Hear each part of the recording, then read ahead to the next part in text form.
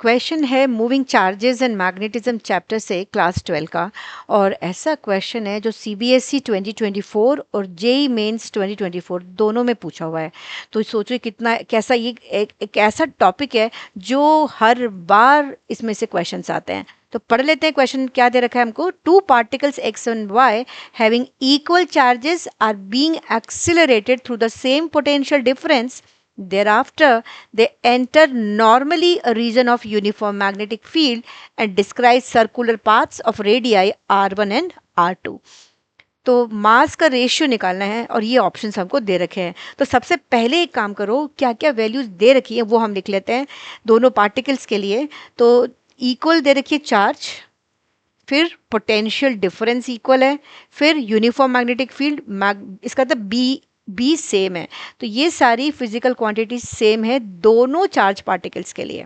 ठीक है, अब एक इंपॉर्टेंट चीज़, ये तो वैसे क्वेश्चन में गिवन ही है, बट ये हमको मालूम होना चाहिए कि जब भी चार्ज पार्टिकल v वेलोसिटी के साथ मैग्नेटिक फील्ड में नॉर्मल एंटर करता है, परपेंडिकुलर एंटर करता है, तो क्या करता है, it always describes a circular path. ठीक है, तो ये हमको मालूम होना चाहिए। जहाँ सर्कुलर पाथ की बात हो रही है, ये हमें पता है कि जो फोर्स होगी वो क्या होगी, सेंट्रीपिटल फोर्स होगी mv²/r। और mv²/r किसको बैलेंस करता है, लॉरेंज फोर्स को, QVB साइन थीटा। थीटा इसमें 90 डिग्री हो गया। बच्चों इसको जब हम सिंप्लीफाई करेंगे तो हमें r की वैल्यू कितनी मिल रही है, r यहाँ से अगर हम देखें तो हमें मिला r की वैल्यू यहाँ से mv/qb, ये मिल गया, राइट। ये रिलेशन हमारे पास रेडियाई का आ गया।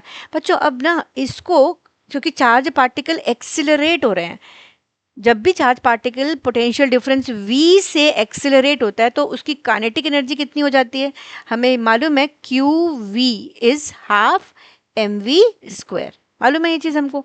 तो अब ये ना फॉर्मूले से हम थोड़ा सा इसको रिलेट करने की कोशिश करते हैं कि काइनेटिक एनर्जी को और ये जो वर्क डन है हमारे पास। ठीक है बच्चों, यहाँ पर अगर हम लेके चलते हैं आर हमारा किसके, mv क्या होता है, मोमेंटम, बिल्कुल सही, लीनियर मोमेंटम, p आ गया, और p divided by q B हो गया। अब यहाँ से इस p को हम लिख सकते हैं, क्योंकि हमें काइनेटिक एनर्जी के टर्म्स में बात हो रही है ना, क्योंकि पोटेंशियल दे रखा है सेम।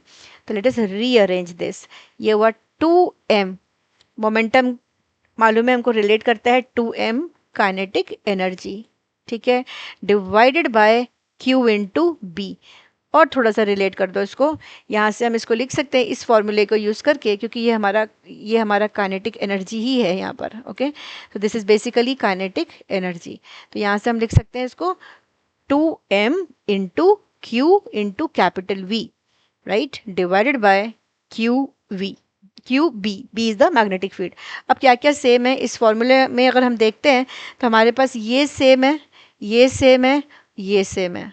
ठीक है, यहाँ से क्यू भी सेम है, और 2 हमारा क्या हो गया, कांस्टेंट हो गया। तो इस फॉर्मूले को अगर आप रिलेट करोगे तो r किसके प्रोपोर्शनल हो रहा है, r is proportional to √m। Yes correct, r is proportional to √m। और हमें जब रेशियो निकालना है तो किसका निकालना है, r1/r2 का। तो दोनों पार्टिकल्स की रेडियाई हमें दे रखी है r1/r2, ये किसके प्रोपोर्शनल हो गया, √, मास रेशियो अगर हम मान के चलते हैं m1/m2 के हो जाएगा। हमें मास का रेशियो निकालना है तो इसको स्क्वायर कर देंगे दोनों तरफ, तो हमें क्या मिलेगा, r1/r2 whole square is m1/m2। Okay, तो ये ध्यान रखना है, यहाँ से r1/r2 whole square is m1/m2। तो अगर आप अपने ऑप्शंस को चेक करते हो, इसमें m1/m2 ले सकते हो, mx दो पार्टिकल्स हैं तो इसको आप mx/my भी कर सकते हो। ठीक है, तो हमें रेशियो निकालना था x and y, right, x to y ratio अगर हम देखें तो r1/r2 whole square. If you check your options, option 2 हमें दे रहा है correct answer, right? So this option 2 is the correct answer for this question. I hope the concept is clear to everyone. और ऐसे ही इंटरेस्टिंग फिजिक्स कॉन्सेप्ट के लिए physics wave को like करें और चैनल को सब्सक्राइब करें।